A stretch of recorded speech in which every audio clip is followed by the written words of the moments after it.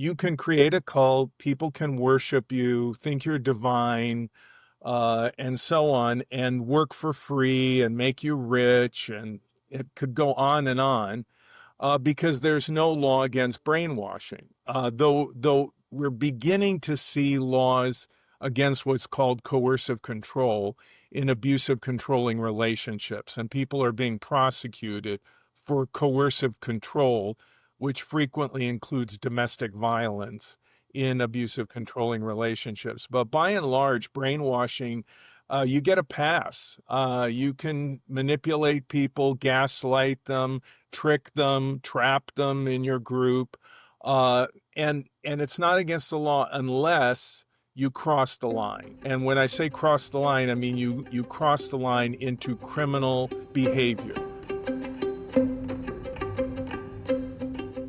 Hello and welcome back to Healing and Growing Hand in Hand podcast. I'm your host, Lisa Tickle, and today we've got Rick Ross joining us. He's a cult deprogrammer, and we're going to get into cults and how people get into cults and how they, more importantly, get out of them. But first, I'm going to read his bio. So Rick Alan Ross is one of the leading experts on cults in the world today.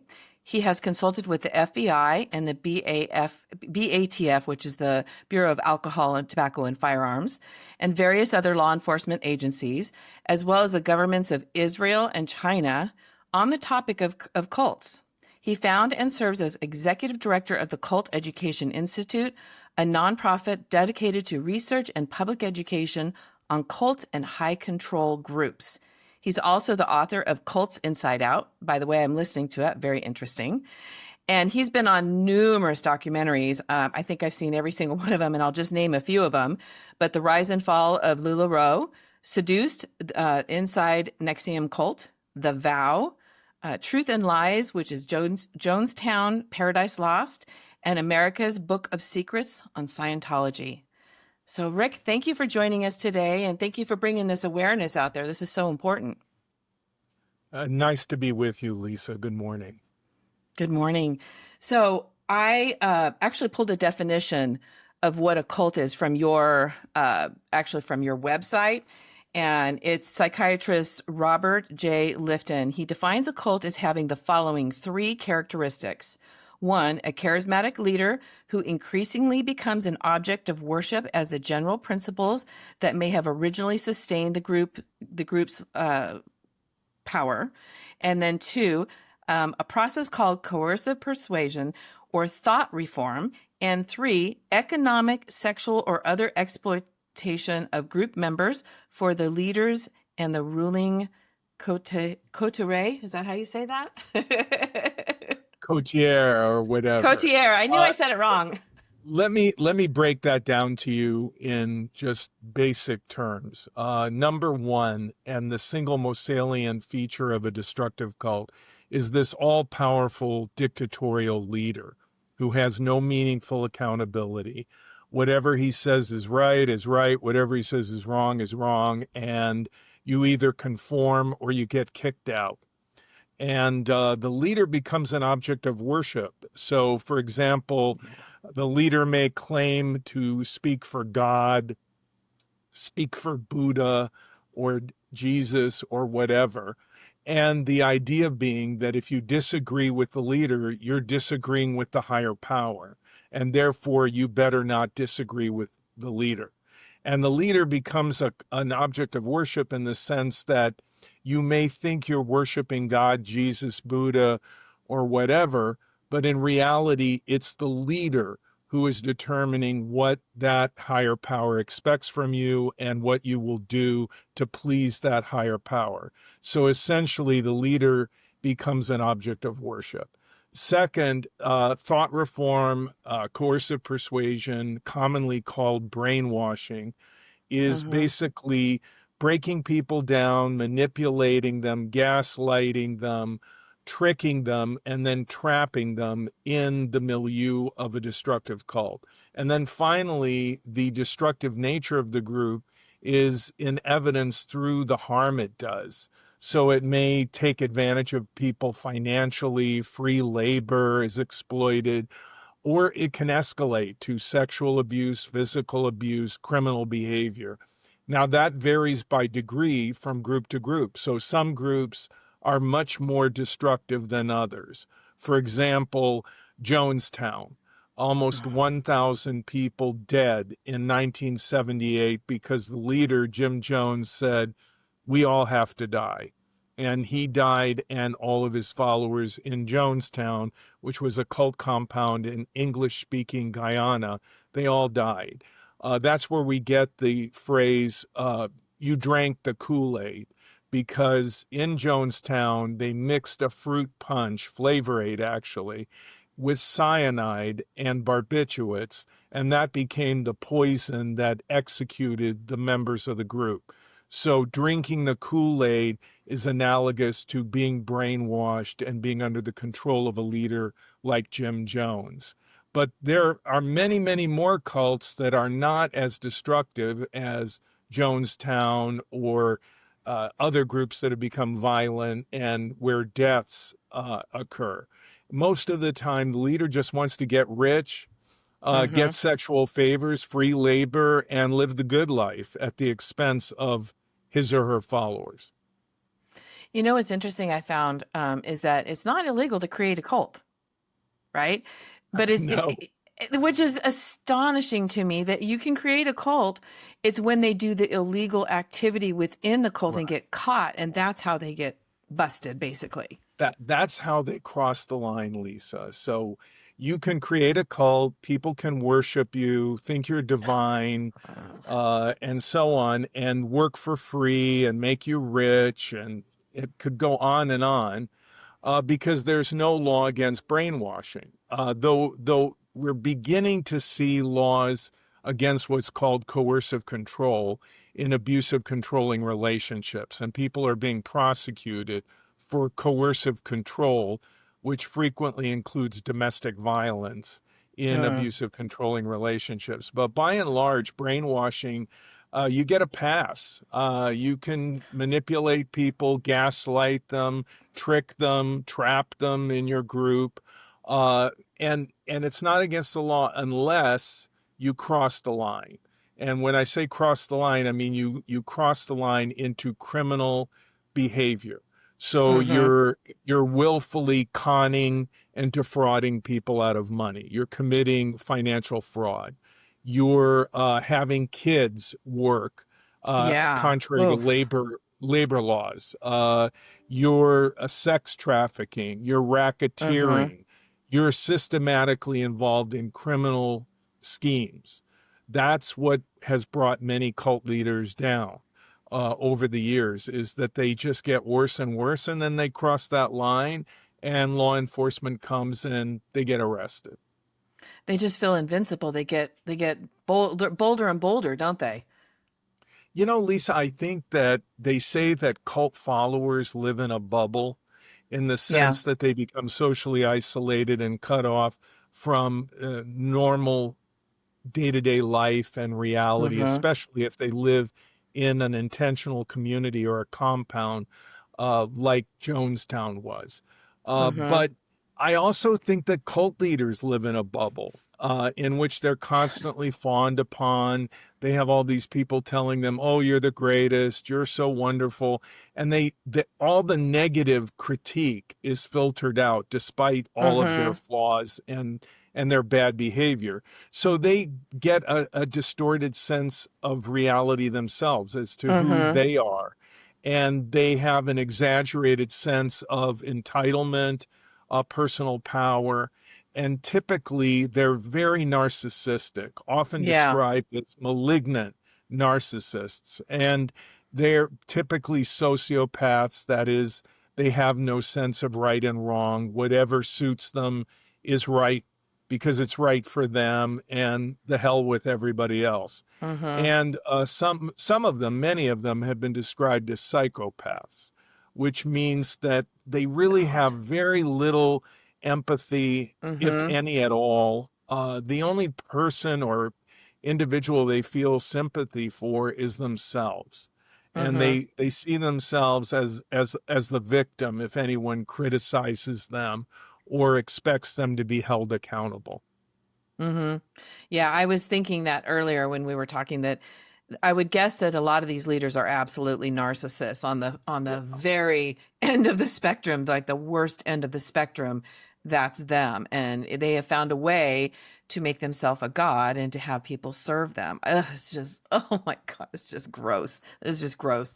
But knowing that, we also know that they're master manipulators, right? They're masters at being charismatic. They're masters at manipulating you and getting you to believe, what it is they're doing.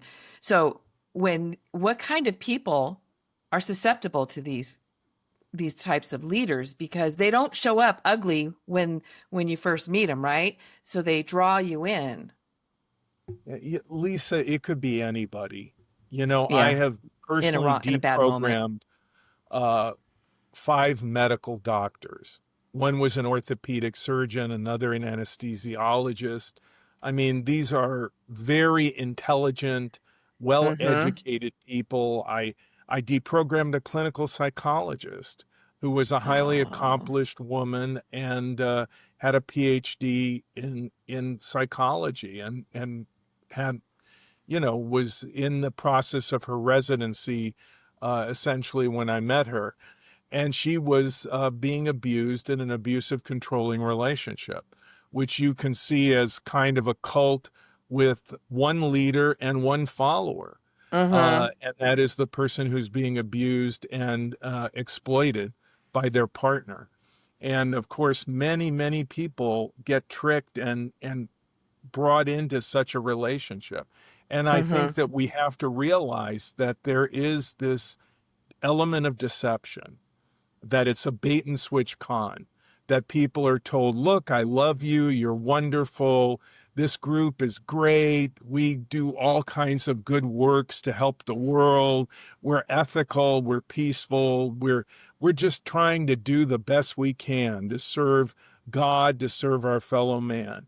And you get conned, you get lied to, and then you get pulled in, and then only after they work you over psychologically and emotionally, and in large part isolate you socially Mm-hmm. within the group, and you're submerged in that milieu, that you then find out, oh, they want me to do what, they want me to give them what.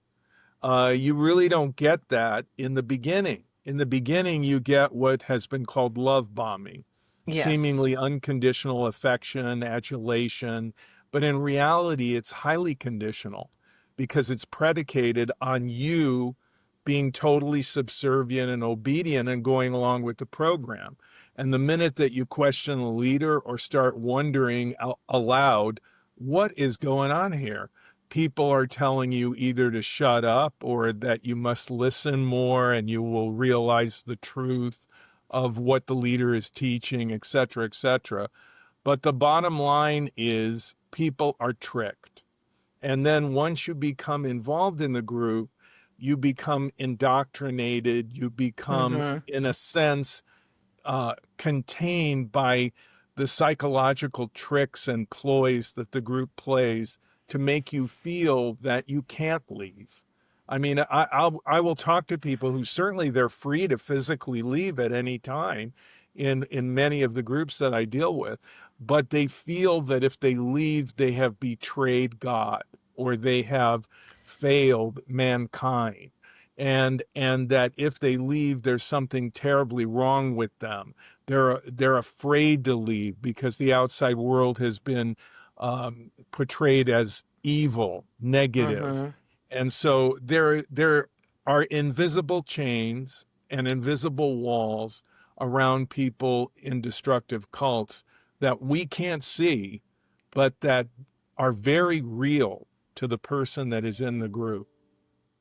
It's so parallel to a domestic violence relationship or narcissistic relationship. It is just like that. They get you in there and it's so confusing. They make you second guess yourself. They make you think you're crazy or that you're the problem, not them.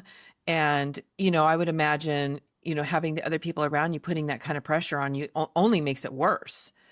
And, so often you hear people say, well, why didn't you just leave? Right? Why didn't you just leave? And unless and until you have been in a narcissistic relationship, you have no idea. It is not as easy as just opening the door and walking out. If it was, we wouldn't have these problems. But it's, it's so frightening how I didn't even think about that until everything you're describing. And then you mentioned it earlier too. It's just like a narcissistic domestic violence relationship. Same elements. Right, right. And if you talk to a woman, typically one third of women have experienced something like this. Maybe 20% of men have experienced an abusive, controlling relationship, more so women. And they will say, well, but he's so loving.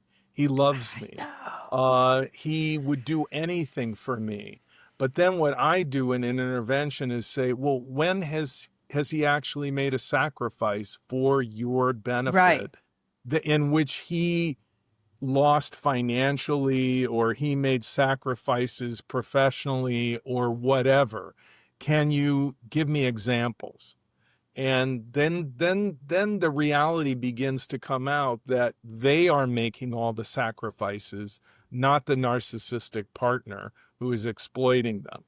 And there's a honeymoon period where Mm-hmm. the narcissistic partner is bombing you with love and affection and attention and trying to convince you that you will never find anyone else that will love you like me. Mm-hmm. I love you more than anybody will ever love you. I care about you more than anybody will ever care about you. And bit by bit, the person in an abusive, controlling relationship very slowly is surrendering more and more of their autonomy, more and more of their independence. And the person who is the controlling person, the controlling partner, the narcissist, is typically socially isolating them. And Mm-hmm. again, just like with cults, some relationships are much worse than others. Many do not include physical violence. Instead, Yeah. it's psychological and Mm. emotional. It may be financial exploitation, Yes. and people eventually, usually, something happens that shocks you, and you suddenly go, "What? What?" Because it's incongruent with the narrative of what the cult leader in the group is Mm-hmm. about, or the narcissistic abuser, their claims of love and dedication to you are suddenly contradicted by their behavior, by something that more or less explodes. And Mm-hmm. then you either deal with it through a kind of process of cognitive dissonance, and the leader, the cult, or the narcissistic partner will spin whatever has happened and make you feel ashamed that you even thought it was bad. Yes. And then you stay in, or if you're lucky, you get outside of the bubble, you unplug maybe, and you reflect and you talk to people outside of the Mm-hmm. relationship, outside of the group, and you begin to realize that something really is wrong. And a lot of times when I do an intervention, I will say, look, at the end of this intervention, I'm not going to tell you what you should do.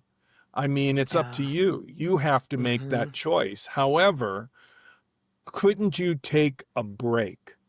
Couldn't you just unplug for a while and reflect and think about it? If this partner of yours is all that loving and wonderful, they will understand.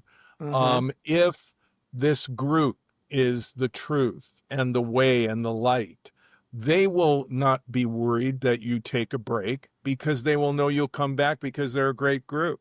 So if you can get somebody to unplug, that is a key factor. Think Mm-hmm. of it, Lisa, like a, a, a robotic vacuum. This is an analogy. A robotic vacuum that docks and recharges. So you have to dock with the group, with the partner, and then they reinvigorate their programming and recharge it Mm-hmm. and reinforce it. So if you can unplug, the programming that has occurred begins to ebb. It begins to decrease in power. because you're not docking.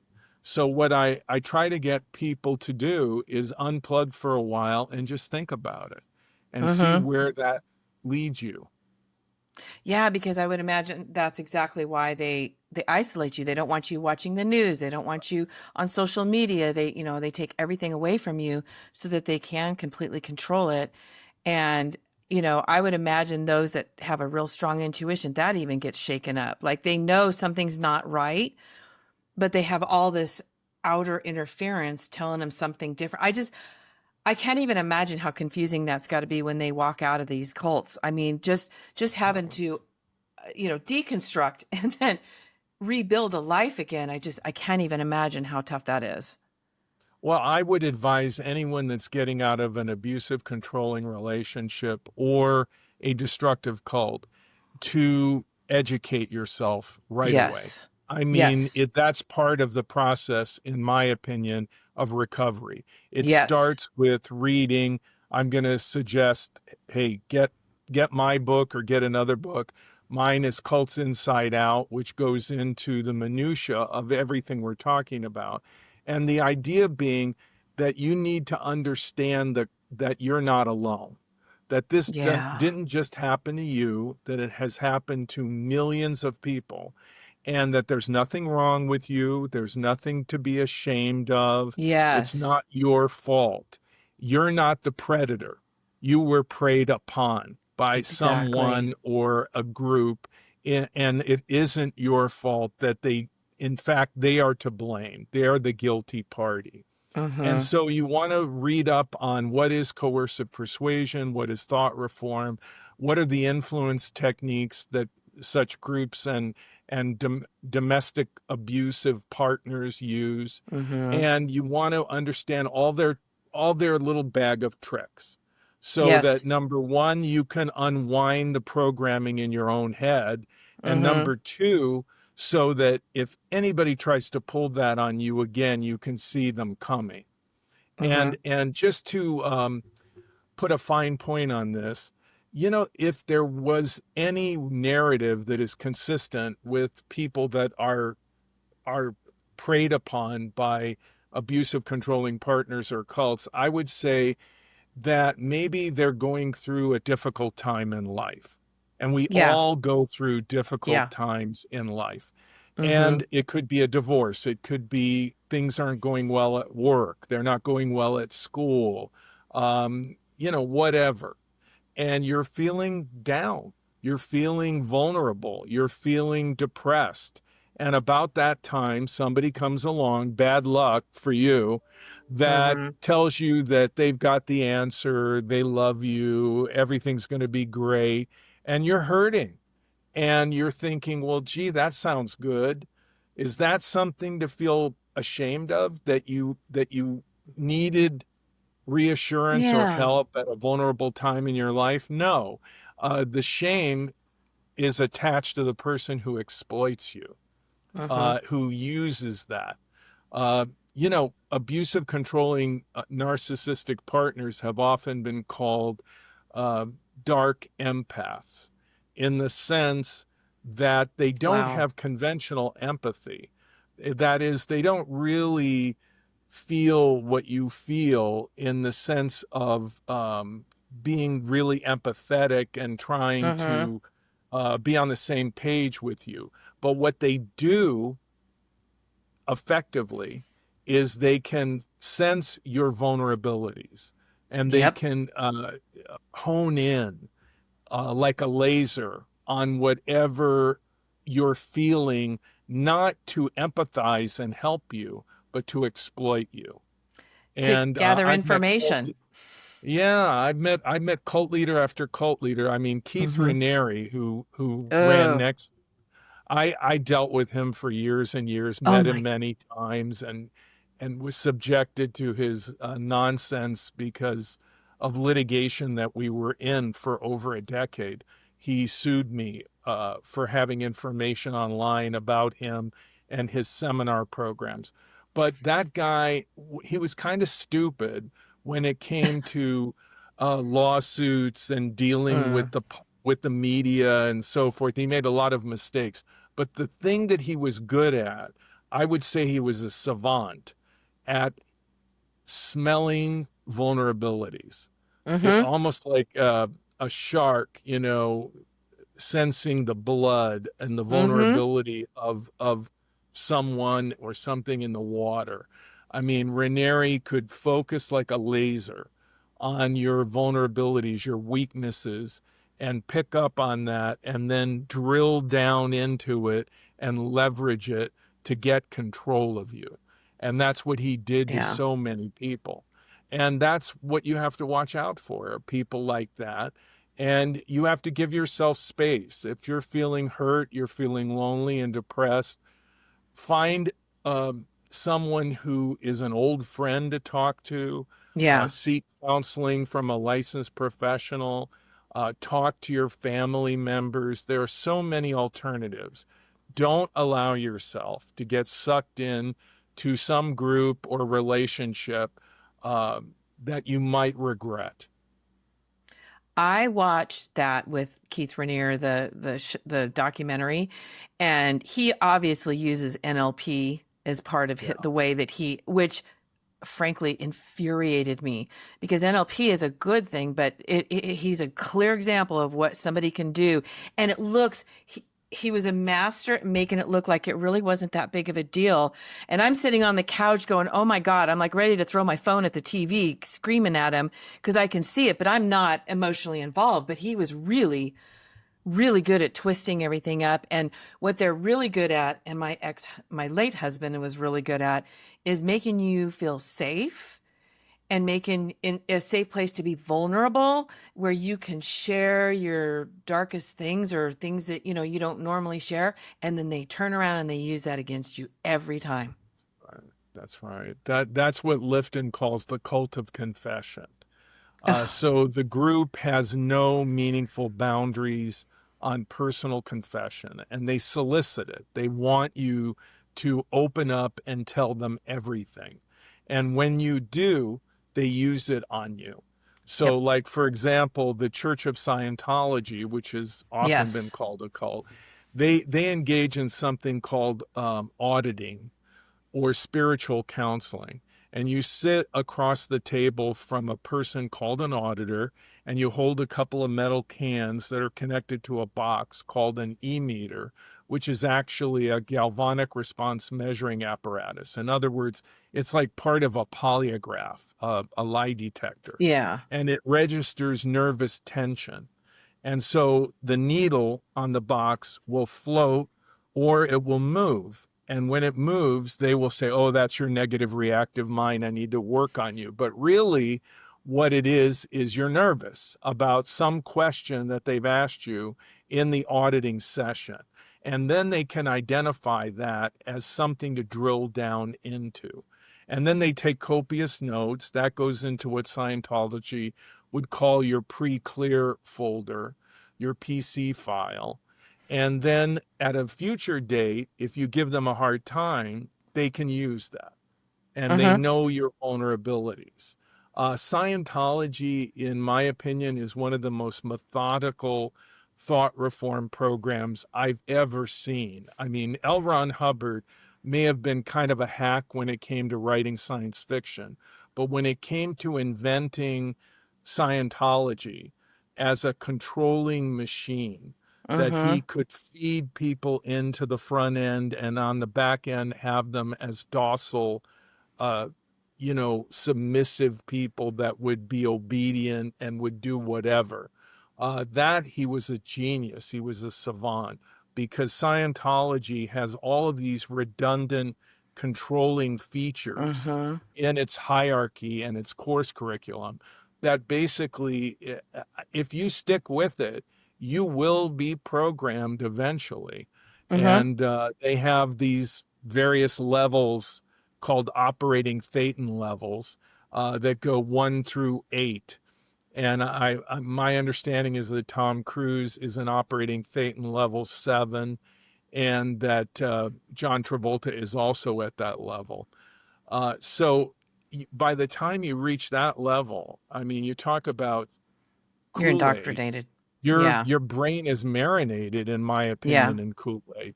So, this is something that I've testified in court about as an expert witness.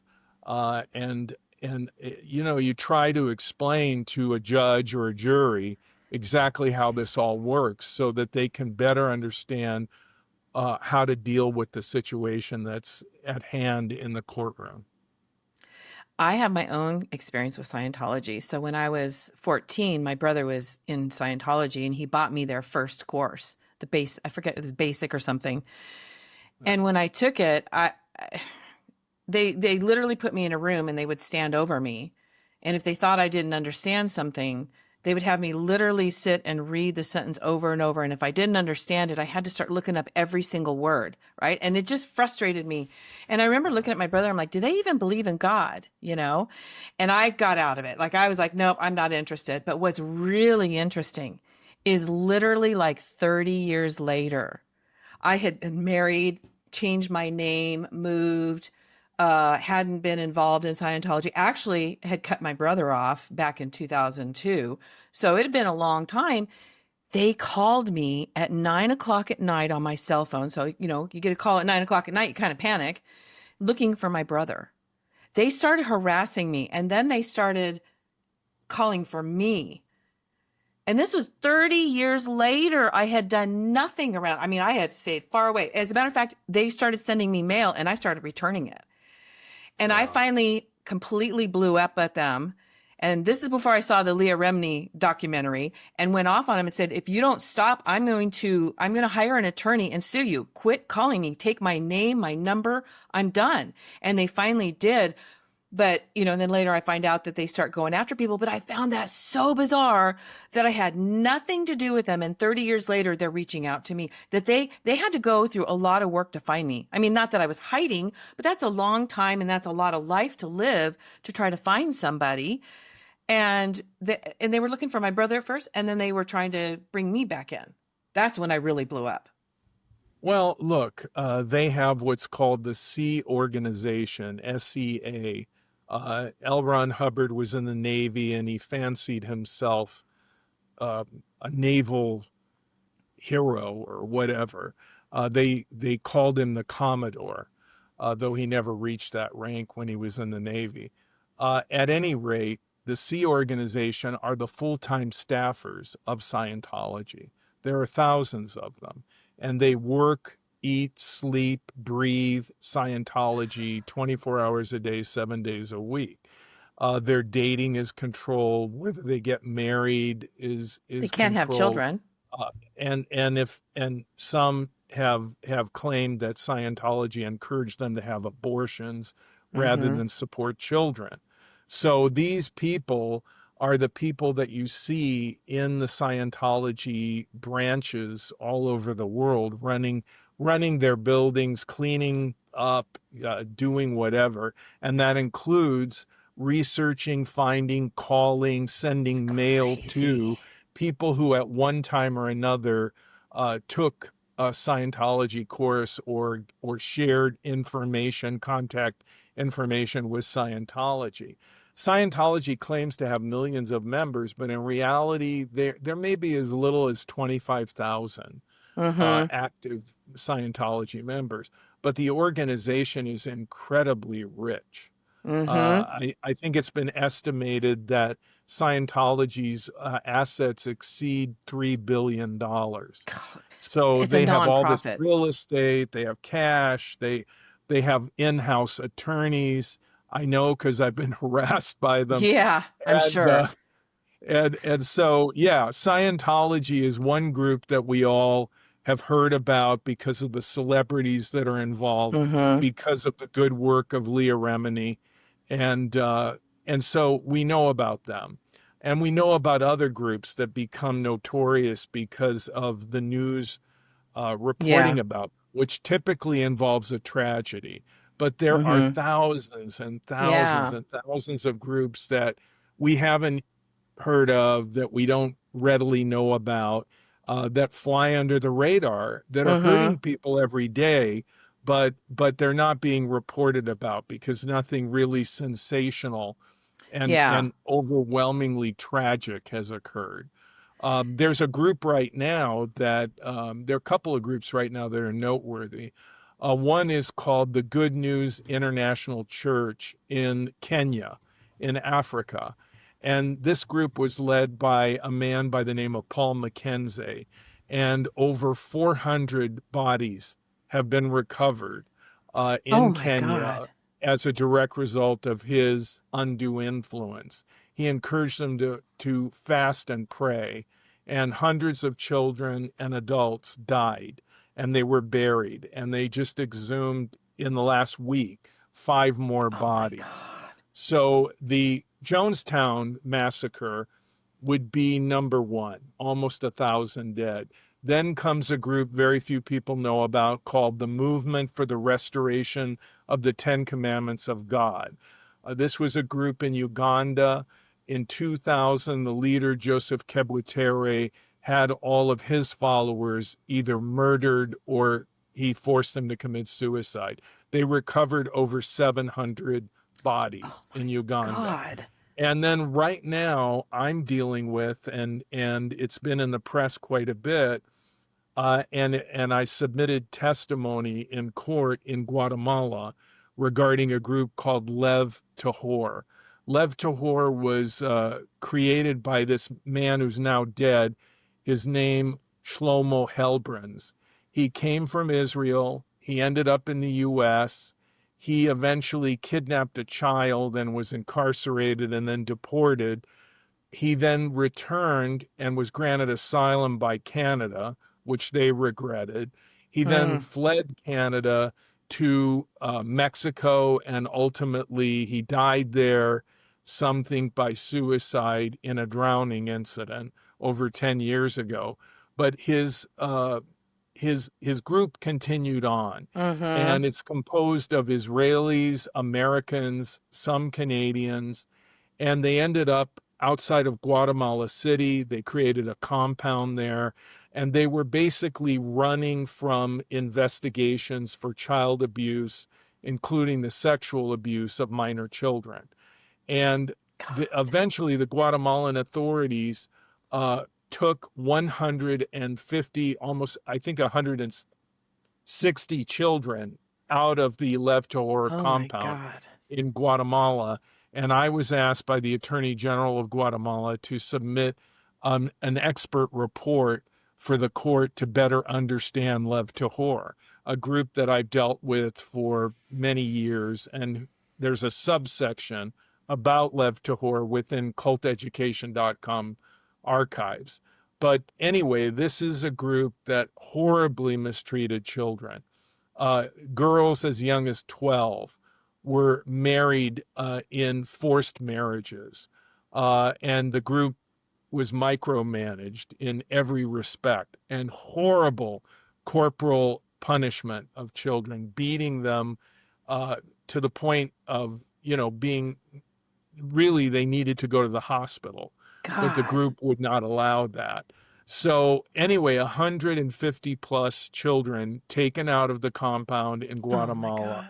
And just as we're sitting talking, there are children that are being returned to extended families in Israel, the United States, and Canada because their parents do not protect them, because their parents are so brainwashed that they put the needs and Mm-hmm. the commands of Lev Tahor over the welfare of their own children, and they cannot be trusted with their own children. Oh Very, my very God. sad group.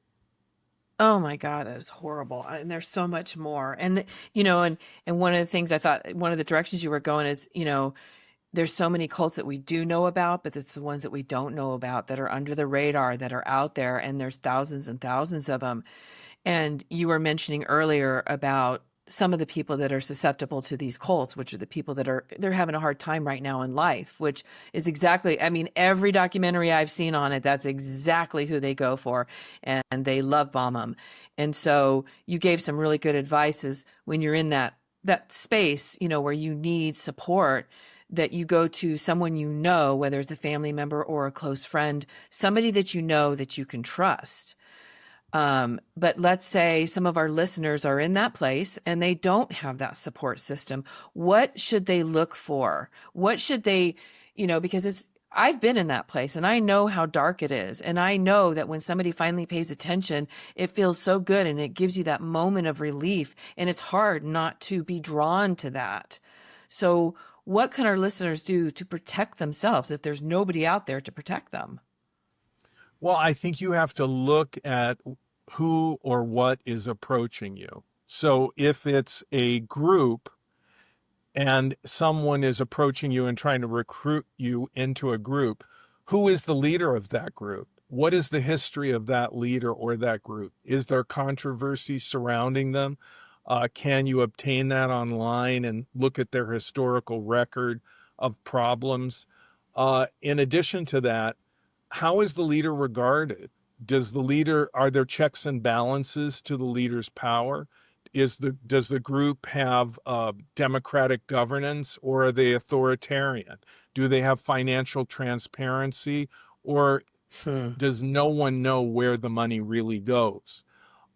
Can the leader be critiqued, or are people just rhapsodizing about how wonderful the leader is, and you never hear any criticism of anything about the group Mm. or the leader?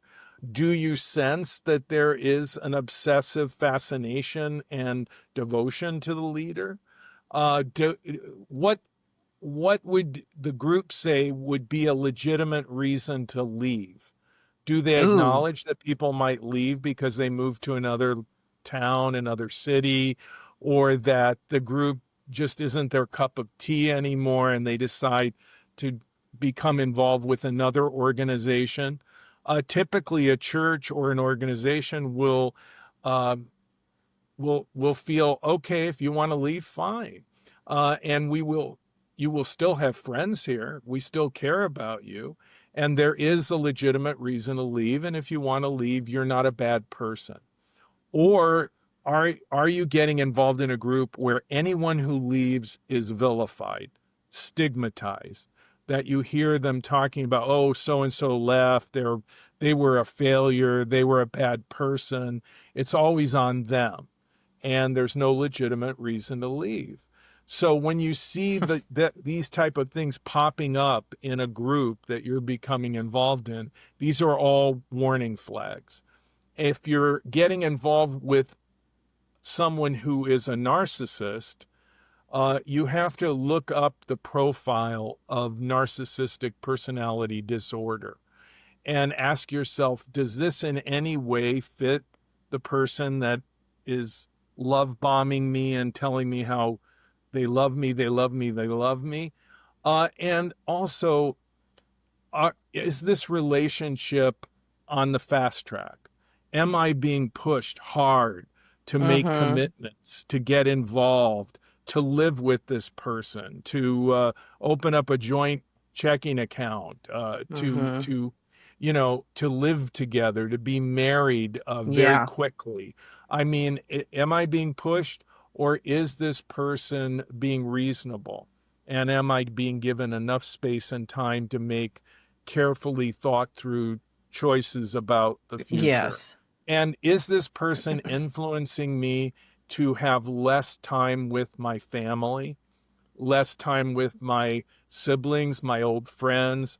Are they inordinately dominating my time and Mm-hmm. making demands of me? And how does this person deal with criticism? If I Oof. point out something that they've done that's wrong, do they accept that? Do they acknowledge that? Do they say, Mm-hmm. thank you, I appreciate that, because that'll be helpful to me to do better in the future? Or are they really very, very thin skinned, to say the least? They Mm-hmm. blow up. They can't handle correction. They're never wrong. It's your fault. You're the one to blame, not them. If you begin to Mm-hmm. see these patterns, uh, that is really a warning flag. And always remember this in abusive, controlling relationships.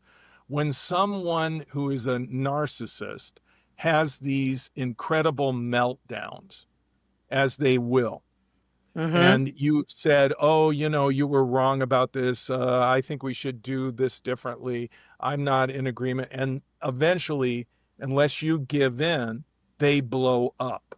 So Mm-hmm. when they blow up, okay, and they're screaming at you and they're having, a narcissistic raging, tantrum, you need to Yeah. realize that that is never, never right, that there No. is no excuse for that type of behavior. And many times I will say to someone who is being, dominated by a narcissistic individual, I'll say, do you do that?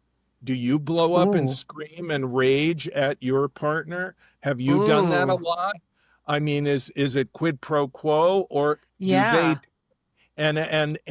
And you should never accept that. That is not Mm-hmm. reasonable behavior. Mm-hmm. There's no reason for you to accept that type of behavior, and don't allow them to blame you for it. They need to be Mm-hmm. held accountable. That is bad behavior. Yeah, that's one thing. They never take accountability. And something you said earlier, and you were mentioning here that I think is really important, and I talk about it a lot on the podcast, that educating yourself is your superpower. And I will say, when I started doing my heavy duty studying on trauma the last several years and diving in, what it has helped me is it has helped me create that distance between me and that behavior or that thing. And it gives me that space to sit there and look at it and understand it better, instead of, making it me, making it about me, making the mistake, or it's my fault. So education is huge. And I will say this, your website is full of great information. If you walk away from that after reading that and you don't know anything, I don't know what's wrong with you, because there is so much great information. The other thing that I wanted to mention, and this was there for me when I married my narcissistic husband. Well, before I married him, is your intuition, your gut. Your gut, you've got to listen to it. And I purposely ignored mine. My gut was saying, don't talk to him, don't don't date him, and don't marry him. And I did it anyway. And it was after we got married that the mask came off. Right. Yeah. And when I look back, I saw the little warning signs, but they weren't real big. And So, you know what happens, Lisa, is that if you are in a destructive cult, or you're in an abusive controlling relationship, there is uh, this fear of disequilibrium. And what that means is that you have experienced the cult leader or people in the cult admonishing you for questioning them, and mm-hmm, and correcting you, and it can be brutal in some mm-hmm. groups, where people are told, oh, you're a rebellious, you have a rebellious spirit. That's the Jezebel sin of spirit. pride. You are a terrible person. Or in an abusive controlling relationship, you are so selfish, you are so horrible. Why don't you appreciate me? I love you, and I've sacrificed for you, and you don't even care. And then when they rage, that person is thinking, well, this is horrible, going through this raging tantrum that I'm having to deal with, or the cult telling me how terrible I am and judging me, or I'm watching someone else going through this in the cult. Mm-hmm, And the message I get is, don't say things to make them go off on you. Don't do mm-hmm, or say anything to upset them. And that is a control mechanism. mm-hmm, That is how the cult or the narcissistic abuser is controlling you, because you're, like they say, walking on eggshells, yeah, and you're afraid to upset them. You're afraid that they're going to come and after you and criticize you, or you're afraid that they're going to have another meltdown. And so you filter everything you say and do in lieu of avoiding that, and that mm-hmm, is controlling you. And you have to recognize that is control. That fear that you have of being judged by people in the group, or the fear you have of your partner raging, that is controlling your day-to-day life. And people often don't realize that. They have to step outside of that and unplug and get feedback from someone who's outside of the bubble to Mm-hmm. give you a kind of reality check on what's going on. Are you becoming increasingly isolated? How is that relationship or that group affecting your friendships, your family relationships, and so on? And you need to ask yourself, am I becoming more isolated? Am I Mm-hmm. being cut off from people that might give me more accurate feedback? Because when you're in a destructive cult, the the indoctrination, the beliefs or the demands of the group are constantly being reinforced Mm-hmm. by people around you. So you might say, well, this is crazy. I mean, what they want us to do, this is nuts. And Mm-hmm. then people around you are saying, no, no, no, no, it's not crazy. You know, you've got a problem. You need to address your problem. But it's not that what the expectations are here of the group are crazy. It's your thinking is Mm-hmm. that's your negative reactive mind. That's Satan attacking you, creating doubts. Satan is a doubt bringer. That is a lower vibration, and you Oh need to yeah. achieve higher level vibration. You know, I mean, blah, blah, blah, blah, blah. Basically, what they're telling you is not to rely on your intuitive gut feeling, Right. not to rely on your own ability to think things through. And they're using what has been called thought stopping techniques Hmm. with a kind of loaded language that terminates your ability to think. So instead of you saying to yourself, well, something really is wrong here, you're Yeah. instead judging yourself per the group or the individual that you're in a relationship with. You're saying, no, it's my fault. It's my fault. And of course, the group or the abusive, controlling partner will say, yeah, that's right. It is your fault Yeah. because Yeah. they never take responsibility. Yeah. So it's very difficult. And people, really, there's a lot of victim bashing that goes on in society, in which women who are Yeah. in abusive, controlling relationships, or men, or people that are leaving cults are unfairly and really Yes. in a very negative way judged and bashed by society, even by their Yes. family and old friends. And this is, I would say, something important to share, which is if you've got a friend who's coming out of a cult or an abusive, controlling relationship, give them some space. Don't judge them. Don't tell them, Yes. how could you be so stupid? Because Yeah. all you're doing is making them feel worse. Mm-hmm. And the worst case scenario is they'll feel they need to go back to the relationship or Mm-hmm. back to the group because that will be a way of not feeling shamed, of not feeling so bad because you're making them feel so bad. You're making them want to go back to the abuse. And this is why many women that will go to a battered woman's shelter and they're beat up. They Yeah. have bruises and contusions over their body.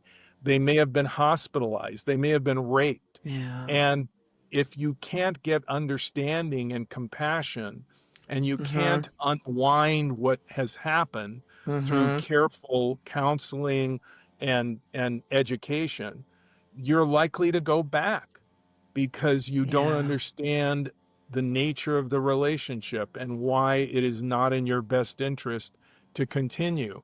And instead, this voice is echoing in your head, no one will ever love you like we do. Mm-hmm. No one will ever love you like I do. And you go back and you suffer more. So we all need to have a lot of compassion, Mm-hmm. understanding, and if not empathy, sympathy for Yeah. people that leave destructive relationships and cults. That's why I wanted to get this information out there, is because we are, society is so hard on these poor victims. And I've said it over and over, and I think I said it earlier, until you've been in a narcissistic relationship or in a cult, you have no idea how much it spins you out and how confusing it is.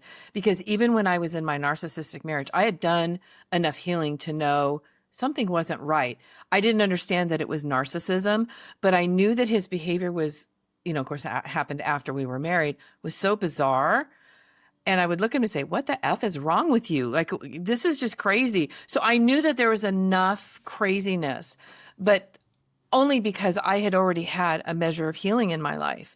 For those of us that haven't, we are very susceptible. And the other thing that I thought about in these group situations, especially what they'll do is, you've now finally got into a group, which is what you've wanted, right? You're accepted. You're in this group. You're loved. You're in this, what you think is a safe space.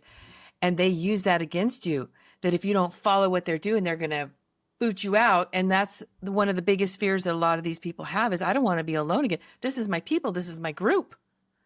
And they use that against you. Well, Lisa, and if you're in a relationship for many years or you're in a group for many years, there are all kinds of entanglements. For example, Yeah. in a marriage, there could be children. How do you Yeah. deal with that? You're married, you have 2 kids, you have 3 kids. How do you walk away from that? How Yeah. you're feeling guilty about the kids, or in a cult, maybe you've been in this group for 10 years, 15 years, as many people have, and you feel entangled because you're working in a job that is related to the group. You have family members that are in the group. Let's not Yeah. forget that people are born into cults, raised in Mm-hmm. cults, and if they leave, they're not only leaving the group, they're leaving their family, and the group Mm-hmm. may tell their family to shun them if they leave. And there are many groups that do that. Scientology, for example, Yeah. has what they call a disconnection policy, in which they declare someone a suppressive person that may have left, like Leah Remini, and then they'll tell members disconnect from that person, which means don't talk to them, have nothing to do with them. So there are what I would call exit costs of leaving a long-term relationship or leaving a destructive cult, in which people feel, well, I can't leave because of those exit costs. My family Yeah. won't talk to me. My friends will drop me. I'll lose my job. Um, I've got kids with this narcissist. What am I going to do? We're entangled in our community property, et cetera, et cetera. I'm going to go through a difficult divorce. So people think about those exit costs, and that Mm-hmm. becomes an obstacle, an impediment that Yeah. keeps them from leaving. And so we need to try to be understanding of that and Yeah. compassionate about that. Yeah, that's like Scientology. When you're in the Sea Org, you're making what, like $50 a week or some minimal amount. And when these poor people leave Scientology, and if they were in it when they were children, they didn't get a proper education. They weren't taught how to do a proper job. And so they get out of there, they have no money, they have nothing. They have absolutely nothing. I mean, I can't imagine how frightening that is. Their families is still in Scientology, their friends are in Scientology, especially the ones that were raised in it. That's all they know. Yeah, I can't and for imagine. example, they may have gone to a Scientology school. Right. Uh, I mean, Tom Cruise's adopted children were raised in Scientology. They went to a Scientology academy. And many of the kids that come through that type of education will become Sea Org members, which is Mm. full time. And basically, all Scientology gives you is room and board. I don't know about a retirement plan, health care Mm-mm. benefits, health No. insurance, Nope. dental. I don't know about that. What I hear is no, they don't provide that. And there's one group that I've dealt with repeatedly over the years. It's called 12 Tribes. And there are thousands of members of the group across the U.S., and they have businesses. They have something called the Yellow Deli, where they Huh. sell sandwiches and they, they're restaurants. And they also have tea and coffee shops. And the members work there. and they produce the food. They serve the food, and this gives the group a high profit margin and a low labor cost. Yeah. They also have used people to refurbish properties that they've bought, and then they flip them. I mean, imagine if you flip real estate and you've got all these people that just basically work for nothing Yeah. but room and board. And then they have all these kids that are born into this group, raised in this group, and at a certain point, they aren't even homeschooled. The group has been found guilty of labor violations in the God. state of New York. They were working kids that were 13 and 14 with Oh my God. machinery that was unsafe. And so I talk to kids who have left 12 tribes, and they say, well, my parents don't want to talk to me unless I'm at a group activity. They'll tell me, if you come to one of our group activities, our feasts, our festivals, I'll talk to you then. But I don't want to go because then I'm in the group environment, and they're talking to me about coming back to the group, and they're judging me, and it's like an alternate reality that I just don't want to deal with. That's why I left. And so why can't I have a relationship with my mom, my dad, my brother, my sister, uh, without being involved with a group? Well, the answer is you can't. The group won't let you. And so Yeah. these are difficulties that people deal with that are leaving very high control groups that really don't recognize that there's a legitimate reason to leave. My heart breaks for them because they didn't even have a childhood. And that their whole foundation of their, of their life is completely derailed. I'm listening to Jenna Miscavige's book. She came out with her book. Excuse me. And hearing what those children went through, they were working 15 hours a day from 6 in the morning till 10 at night. It's horrific. But they don't have a childhood. Yeah. I mean, they No, it's become very adults. sad. It's very Very, sad. very sad. And the actor River Phoenix and Joaquin Mm-hmm. Phoenix, the Phoenix family, was once in a notorious group called the Children of God, God, led by yeah. Moses David Berg, who's now dead. He was a pedophile. He believed in sexually abusing children as young as 4 years old. Oh And my there were God. all these kids that were traumatized by their experience in Children of God, a group they were born into. And women in the group were encouraged to become prostitutes. They were literally called hookers for Christ. And they Oh would go God. out, sell themselves, and then bring the money back to the group. Meanwhile, Moses David Berg is living the good life. And he would eventually, die. But this man, he hurt so many people. Yeah. And many of the young people, like River Phoenix, became involved in drugs. Sure. And in my opinion, they became involved because that was their way of numbing the Yep. trauma that they had lived through. In one Yes. interview, River Phoenix said he had lost his virginity as a prepubescent child. Oh And how do you God. live with that? And I have talked to many of the kids that have left Children of God, and they'll talk about, I love my parents, but I hate them.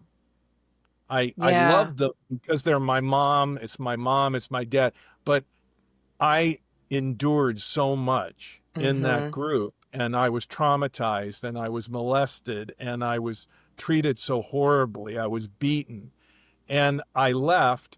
And in my mind, I'm thinking, well, if it wasn't for mom and dad, I would never have had to go through that. Now, Yes. to their credit, many of the kids that were in the Children of God have gone on to be very successful. I That's mean, good. River Phoenix, Joaquin Phoenix. I mean, Yeah. River Phoenix was considered one of the greatest actors of his generation. He was nominated for an Oscar, and his brother Joaquin won the Oscar for Best Actor. So many people that were subjected to abuse in destructive cults leave.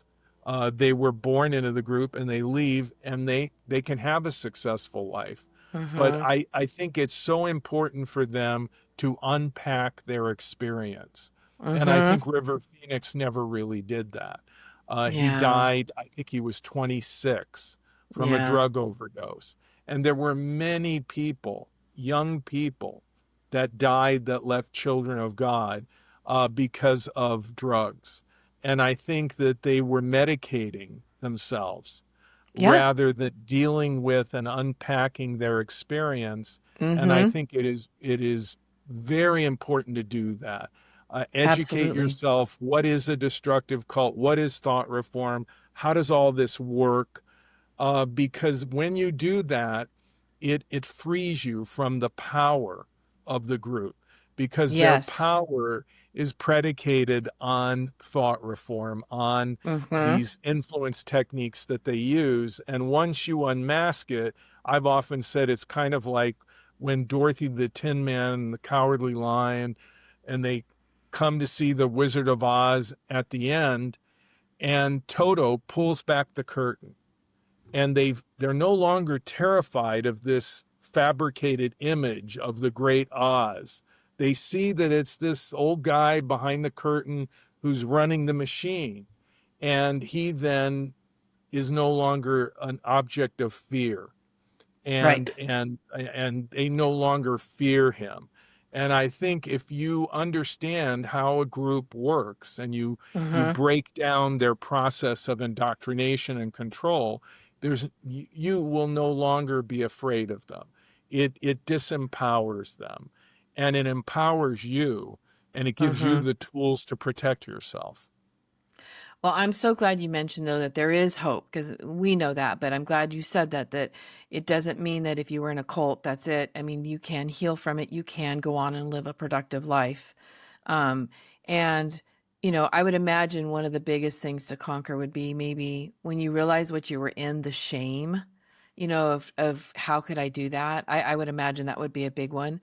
But you can overcome this and you can live a productive, healthy life. And that's really, I'm glad you shared that, because a lot of this is so dark and so heavy and disturbing, that it can feel hopeless. But there is a way to heal from this and like you said, be productive. So what I always have a question I ask all my guests, and that is, what would you like to leave our listeners with? That if you know someone who's in an abusive, controlling relationship or in a cult, don't be confrontational. Keep Yeah. the lines of communication open, and be a loving friend, a loving family member. Because if you do, they know they've got somebody out there rooting for them outside of the group, outside of the relationship. And that becomes their safety net. And one Yes. day it may make the difference between them leaving or staying, that Mm, you care about them, that you communicate with them, that you're there for them, and that somewhere in their head they know that that's the real deal.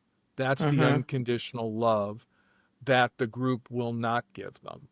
And they need to know that you're there, and that you will give them that kind of support, or that potentially you're there to help them and give them that kind of support.